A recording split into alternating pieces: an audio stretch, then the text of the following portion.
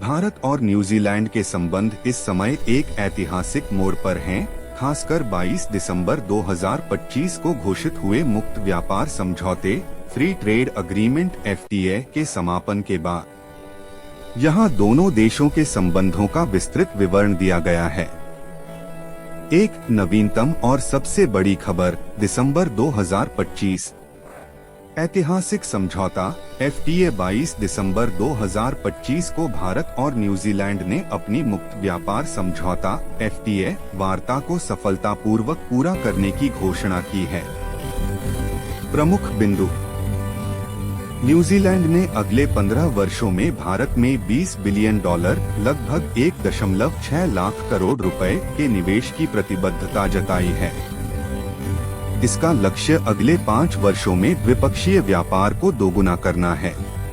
Kiwi फल, wine और ऊन जैसे न्यूजीलैंड के उत्पादों पर टैरिफ शुल्क कम किए जाएंगे। भारतीय छात्रों और पेशेवरों जैसे रसोइये, नर्स और योग प्रशिक्षण के लिए वीजा नियमों में ढील दी जाएगी। 2. व्यापार और आर्थिक संबंध।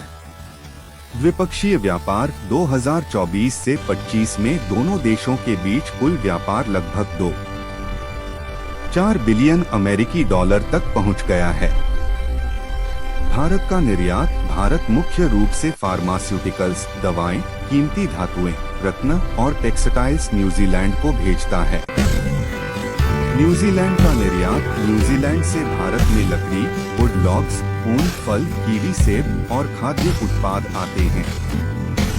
3. प्रवासी भारतीय और सांस्कृतिक संबंध पीपल टू पीपल टाइज। भारतीय समुदाय: न्यूजीलैंड में भारतीय मूल के लगभग 3 लाख लोग रहते हैं, जो वहां की आबादी का करीब 5% है। हिंदी वहां चौथी सबसे ज्यादा बोली जाने वाली भाषा है।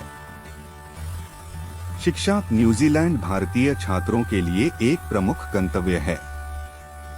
नए समझौते के तहत वहां पढ़ने वाले छात्रों को पढ़ाई के बाद 2 साल का वर्क वीजा मिलने की उम्मीद है। क्रिकेट: दोनों देशों के बीच क्रिकेट एक बहुत बड़ा जोड़ने वाला कारक है। 4. राजनीतिक और रणनीतिक संबंध। साझा मूल्य: दोनों देश राष्ट्रमंडल कॉमनवेल्थ के सदस्य हैं और लोकतांत्रिक मूल्यों को साझा करते हैं। हालिया दौरे: मार्च 2025 में न्यूजीलैंड के प्रधानमंत्री क्रिस्टोफर लक्सन ने भारत का दौरा किया था, जिससे संबंधों में नई ऊर्जा आई। इंडो पैसिफिक: दोनों देश इंडो पैसिफिक क्षेत्र में शांति और सुरक्षा बनाए रखने के लिए एक दूसरे को महत्वपूर्ण भागीदार मानते हैं।